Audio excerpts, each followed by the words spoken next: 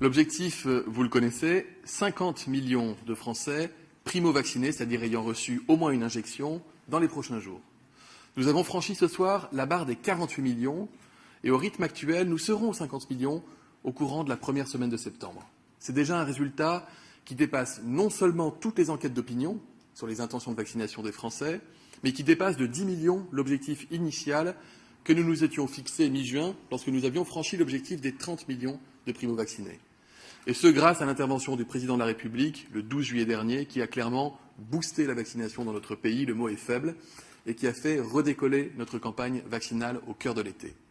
Nous sommes désormais au-dessus des taux de vaccination de la plupart des pays, et même de l'Angleterre, longtemps cité en exemple, après avoir dépassé l'Allemagne fin juillet, puis l'Italie début août. C'est un bon résultat que nous devons à la mobilisation historique, je pèse le mot, de nos soignants, pompiers, agents des collectivités locales, bénévoles, associations et bien sûr des agences régionales de santé et des préfets que je voudrais tous ici remercier sincèrement.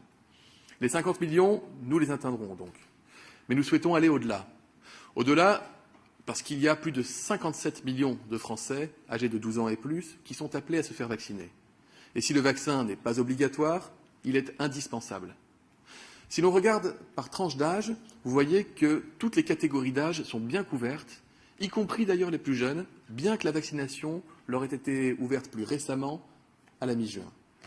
La vaccination des 40% d'adolescents restants, elle sera facilitée par le protocole vaccination mis en place via les collèges, les lycées, les universités, qui, s'il restera bien sûr facultatif, reste très fortement conseillé.